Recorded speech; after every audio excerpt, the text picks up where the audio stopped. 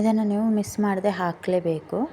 ಈ ಘಮ ಬರ್ತಿದೆಯಲ್ಲ ಕುದಿಯುವಾಗ, ಇದಕ್ಕೇ ನಮಗೆ ಹೊಟ್ಟೆ ಹಸಿವು ಜಾಸ್ತಿ ಆಗ್ತಿದೆ, ಅಷ್ಟು ಸೂಪರಾಗಿರುತ್ತೆ. ನಾನಿಲ್ಲಿ ತೊಂಡೆಕಾಯಿನ ತೆಳ್ಳಗೆ ಕಟ್ ಮಾಡಿ ಇಟ್ಕೊಂಡಿದ್ದೀನಿ, ಒಂದರಲ್ಲಿ 2-3 ಪೀಸ್ ಮಾಡಿ ಇಟ್ಕೊಂಡಿದ್ದೀನಿ. Hi friends, welcome back to my channel. ನಾನು ಶೋಭಾ. ಇಲ್ಲಿ ನಾನಿವಾಗ ಒಂದು ಪಾತ್ರೆ ತೊಗೊಂಡಿದ್ದೀನಿ, ಸ್ವಲ್ಪ ದೊಡ್ಡ ಪಾತ್ರೆನೇ ತೊಗೊಳ್ಳಿ.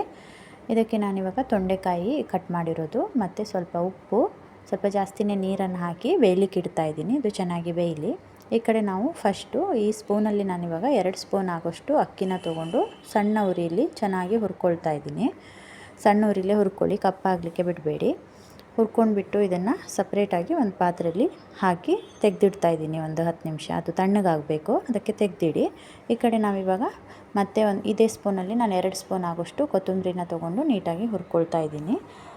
ಗ್ಯಾಸ್ ಸ್ಟವ್ ಯಾವಾಗಲೂ ಸಣ್ಣಕ್ಕೆ ಇಟ್ಕೊಳ್ಳಿ. ಮತ್ತು 2 ಸ್ಪೂನ್ ಆಗೋಷ್ಟು ಉದ್ದಿನಬೇಳೆ, ಅದನ್ನು ಕೂಡ ಗೋಲ್ಡನ್ ಕಲರ್ ಬರೋವರೆಗೂ ಸ್ವಲ್ಪ ಹುರ್ಕೊಳ್ತೀನಿ. ಆಮೇಲೆ 1 ಸ್ಪೂನ್ ಆಗೋಷ್ಟು ಜೀರಿಗೆ, ಇದನ್ನು ಕೂಡ ನೀಟಾಗಿ ಹುರ್ಕೊಳ್ಳಿ. ಎಲ್ಲದನ್ನು ಸಣ್ಣ ಉರಿಯಲ್ಲಿನೇ ಹುರ್ಕೊಳ್ಳಿ. ಇವಾಗ ನಾನು ಈ ಅಕ್ಕಿ ಏನು ಫಸ್ಟು ಹುರಿದಿಟ್ಕೊಂಡಿದ್ದೆ ಅದು ತಣ್ಣಗಾಗಿದೆ. ಅದನ್ನು ಒಂದು 2-3 ಸಲ ವಾಶ್ ಮಾಡಿ ಸ್ವಲ್ಪ ನೀರು ಹಾಕಿ ನೆನೆಲಿಕ್ಕೆ ಬಿಡ್ತಾ ಇದ್ದೀನಿ.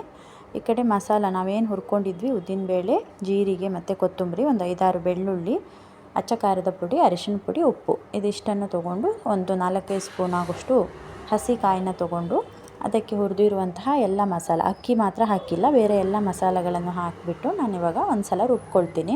ಇದು ನುಣ್ಣಗಾಗಿದೆಯಾ ಅಂತ ನೋಡ್ಕೊಳ್ಳಿ. ಈ ಮಸಾಲ ನುಣ್ಣಗಾದಮೇಲೆ ನೀವು ನೆನೆಸಿಟ್ಕೊಂಡಿರುವ ಅಕ್ಕಿ ಇದೆಯಲ್ಲ, ಇದನ್ನು ಹಾಕಿಬಿಟ್ಟು ಒಂದು ಸಲ ಜಸ್ಟು ಗ್ರೈಂಡ್ ಮಾಡಿ. ಅಂದರೆ ಅದು ರವೆ ರವೆ ಆಗಿಯೇ ಇರಬೇಕು, ನುಣ್ಣಗಾಗಬಾರ್ದು. ಅಕ್ಕಿ ರವೆ ರವೆ ಆಗಿ ಇರಬೇಕು, ಅದೇ ಮೇಯ್ನು ಇದರಲ್ಲಿ. ಅಕ್ಕಿ ಹಾಕಿ ಅಕ್ಕಿನ ರವೆ ರವೆ ಆಗಿಯೇ ರುಬ್ಕೊಳ್ಬೇಕು. ಇವಾಗ ನಾನಿಲ್ಲಿ ತೊಂಡೆಕಾಯಿ ಬೇಯಲಿಕ್ಕೆ ಇಟ್ಟಿದ್ನಲ್ಲ, ಇದು ಬೆಂದಿದೆಯಾ ಅಂತ ನೋಡ್ತಾ ಇದ್ದೀನಿ. ಇದು ಬೆಂದಿದೆ. ಸೊ ಇವಾಗ ನಾವು ರುಬ್ಬಿರೋ ಮಸಾಲೆ ಏನಿದೆ ಅದನ್ನು ನಾನಿವಾಗ ಇದಕ್ಕೆ ಸೇರಿಸ್ಕೊಳ್ತಾ ಇದ್ದೀನಿ. ಇದಕ್ಕೆ ಸ್ವಲ್ಪ ನೀರು ಜಾಸ್ತಿ ಹಾಕಿ, ಏಕೆಂದರೆ ಇದು ಬೇಗ ಗಟ್ಟಿಯಾಗುತ್ತೆ. ತಣ್ಣಗಾದ ಮೇಲಂತೂ ಇನ್ನೂ ಸ್ವಲ್ಪ ಗಟ್ಟಿಯಾಗುತ್ತೆ. ಇವಾಗ ನಾನೊಂದು ಅರ್ಧ ಬಟ್ಲಾಗೋಷ್ಟು ಮೊಸರು ಇದೆ, ಅದನ್ನು ಸ್ವಲ್ಪ ಕಡಿದ್ಬಿಟ್ಟು ಅದಕ್ಕೆ ಹಾಕ್ಕೊಳ್ತಾ ಇದ್ದೀನಿ. ಮತ್ತು ಒಂದು ಅರ್ಧ ಲೋಟ ಹಾಲನ್ನು ಹಾಕ್ಕೊಳ್ತಾ ಇದ್ದೀನಿ. ಇವಾಗ ಇದಕ್ಕೆ ಎಷ್ಟು ನೀರು ಬೇಕು ಸೇರಿಸ್ಕೊಂಡು ಮತ್ತು ಉಪ್ಪನ್ನು ಸ್ವಲ್ಪ ಸೇರಿಸ್ಬಿಟ್ಟು ನೀಟಾಗಿ ಮಿಕ್ಸ್ ಮಾಡಿ. ಅಂದರೆ ಮೊಸರೆಲ್ಲ ಗಂಟಿರಬಾರ್ದು. ಸೊ ನೀಟಾಗಿ ಮಿಕ್ಸ್. ನಿಮ್ಮ ಹತ್ರ ಮಜ್ಜಿಗೆ ಇದ್ದರೆ ಮಜ್ಜಿಗೆನೇ ಹಾಕಿ. ನನ್ನ ಹತ್ರ ಮಜ್ಜಿಗೆ ಇರಲಿಲ್ಲ, ಕಡ್ದಿರೋದು. ಸೊ ಅದಕ್ಕೆ ನಾನು ಮೊಸರನ್ನು ಸ್ವಲ್ಪ ಕಡಿದ್ಬಿಟ್ಟು ಹಾಕಿದ್ದೀನಿ. ಸಣ್ಣ ಉರಿ ಇಟ್ಬಿಟ್ಟು ಅದನ್ನ ಕುದಿಲಿಕ್ಕೆ ಬಿಡಬೇಕು. ಈ ಕಡೆ ಒಂದು ಒಗ್ಗರಣೆ ರೆಡಿ ಮಾಡ್ಕೊಳ್ಳೋಣ. ಸ್ವಲ್ಪ ಎಣ್ಣೆ, ಹಾಗೆ ಸಾಸಿವೆ, ಬೆಳ್ಳುಳ್ಳಿ. ಇದಕ್ಕೆ ಬೆಳ್ಳುಳ್ಳಿ ಸ್ವಲ್ಪ ಜಾಸ್ತಿನೇ ಹಾಕಿ, ರುಬ್ಲಿಕ್ಕೂ ಅಷ್ಟೇ, ಇವಾಗಲೂ ಅಷ್ಟೇ. ಮತ್ತು ಒಂದು ಸ್ವಲ್ಪ ಇಂಗು, ಕರಿಬೇವು, ಸ್ವಲ್ಪ ಒಂದು ಒಣಮೆಣಸನ್ನು ಕಟ್ ಮಾಡಿ ಹಾಕಿ ಒಂದು ಒಗ್ಗರಣೆ ರೆಡಿ ಮಾಡಿ ಅದಕ್ಕೆ ಸೇರಿಸ್ಕೊಳ್ತಾ ಇದ್ದೀನಿ ನಾನು.